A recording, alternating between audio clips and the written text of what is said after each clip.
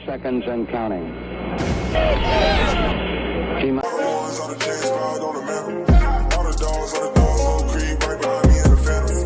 Good guys, welcome back to another video. It's Anish. I'm joined with Roman, and today we're going to be talking Rockets. Yes, it's been a while since we recorded a Rockets video, but now it's draft season and we're excited to get some stuff out for y'all regarding the prospects in the NBA draft. So we've been putting out draft content in both NFL and NBA, so be sure to check that out below in our videos.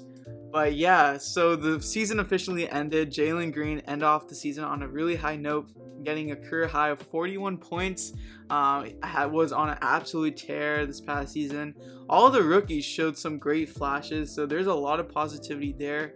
Stone did a great job in finding the talent, and based off what it seems like Christian Wood is here to stay. I know a lot of people might not like that, but it just seems like the signs are pointing to Christian Wood staying. Whether or not they give him the max, I don't know about that, but maybe. But I just think he's just here to stay. I don't think he's going anytime soon. So based on like this draft, what it's looking like so far, the Rockets secured the tank. They're gonna be guaranteed a top 5 pick. And it seems like this draft compared to last year's draft, it's kind of more gray area as to who's truly the number one pick. Like, you ask different people, they say, oh, I think Chet's the number one pick. You ask other people, it's like Banchero. So there's a small portion of people that think that Jabari is number one. So you have so many different opinions. Like last year, everyone said like Kate's number one. And there wasn't really too much like argument there, and it seems like he's gonna win Rookie of the Year this year. So, but yeah, I think this year it's kind of hard to say between like who is the true number one pick. And something interesting to note is that the teams who were in the top 5 or 4 last year, a lot of them are in like the top 5 or 4 this year, like potentially lottery wise. You have the Magic, the Pistons, us, and the Thunder, I believe. So those are the teams that are once again in the top 5, top pick range in the first round. So, Roman, what are your like general thoughts on the prospects, or like who would best like fit, or what have you heard like about the prospects so far? Yeah, personally, I feel like Jabari Smith would probably be the best fit for us. That 3-and-D type of player. We already have Kevin Porter Jr. at point guard, so really not much need for Ivy. I feel like Chet would also be a very, very good option for us, considering that Wood is probably going to stay, and we already have Sengun, who the Rockets feel and value as a true center. I don't feel like they're going to move him around too much. So already having those two players, I don't feel like Chet would really fit, but he's probably going to be the best player, or in my opinion, he's probably going to be the best player on this draft. So we can definitely get that weight up. But I feel like just based on fit, I feel like Jabari Smith would definitely be the best fit. It helps us on defense, especially a place that we really lack. It gives KPJ another shooter in a sense. So it can help KPJ's playmaking.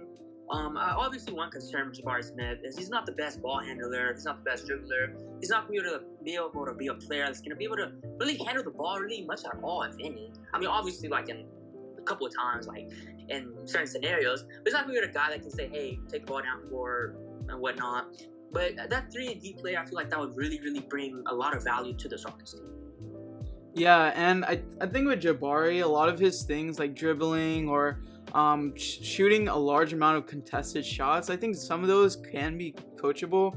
But to me, I think Chet is my number one. Like you said, if we were going best player available, I think just the things that he brings, like if he didn't even develop like offensively as much as he can be on the defensive side, like he's already going to be projected to be a top 10 like rim protector in the NBA just due to how big he is. Like he's already projected to be an elite rim protector. He can cover up for the mistakes of his teammates probably, and that's what I thought would be like the philosophy, kind of going with Green and then kind of go with a big like Chet in this year's draft. So I thought that was the philosophy. I don't know if the Rockets might trade Wood if the price is right, but then again, it just seems like he's going to stay. So there's that. And then I think with Chet, he has quick decision making too, great in transition, like a grab and go type of guy. We just make a block on one side of the end and then just dribble and then just like shoot a 3 and just it goes in. But Jabari, he has like the best 3-point shot. Banchero, on the other hand, he has good playmaking. But on defense, it's just like we're not addressing our needs on the team, which is like defense most of the time.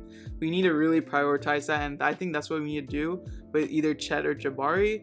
Banchero, I think it's always good to have another playmaker on the team, but it's just like I don't know if like we also need the forward help as well. Like we have Garrison Matthews and Tate, who've obviously they've had their moments. Garrison Matthews, he goes on a streaky shooting streak, and then he sometimes falls off. Sometimes he it's just like makes a lot of bad plays. And then Tate, he has some questionable things, but sometimes he has his games that he's like going off, and we're like, oh, why'd you doubt Tate, and then things like that. But that's for another conversation on like Tate's future on this team. I think he can be really good for us. But maybe not as a starter, maybe, and then that's another video idea, I guess. Should Tate start? But yeah, we have a lot of content coming up for y'all in terms of Rockets. We apologize for the long hiatus that we've taken, but yeah, as far as like more prospect stuff, I think Banchero said he would love to play with KPJ. We saw that last year with KPJ and Jalen Green kind of talking with each other a lot. Obviously that probably is not going to mean so much. I mean, it might mean a lot to Stone because like chemistry wise and things like that, but obviously Stone's going to just choose the best player he thinks is on the board. So yeah, I think those are my thoughts so far. Roman, do you have any final thoughts? Oh yeah, going back to Banchero, you kind of touched on this a little bit, but I feel like he would really help offensively for us. Obviously on defense, he's not the best defender by any means. He has a bunch of defensive, I guess, worries. But offensively, he'll be able to take kind of a little bit of playmaking duties off of Kevin Porter Jr. Banchero obviously is not the best playmaker. He's a forward. Playmaking is not his best suit. We would definitely be able to help distribute the ball, play make, and whatnot, and take some weight off of KPJ to just go out there and do what he does best, which is score. KPJ, if he has that scoring first mindset as a point guard, I feel like that would definitely help our team with Banchero as that secondary option to be that playmaker. I feel like you really can't go wrong with that either. I feel like he would definitely bring a different type of threat. But then going back on defensively, you would have that defensive, I guess, help as you would with Chet or Jabari Smith. But it just depends, I guess, what their Rockets do. Do they want to go more offensively? Do they trust his defense enough just to go get Banchero and call it a day? Or do they want to go get a better true defender in either Chet or Jabari? Yeah, I think like Kevin Porter Jr., like you said, he's not your typical point guard, and he's like, I think one of his best traits is scoring. Like, so if you like have another playmaker, you can't go wrong with having another playmaker on this team. I feel like you can't really go wrong with any of these top three guys, really. I would lean Chet or Jabari over Paolo Banchero, but honestly, I won't be too mad on.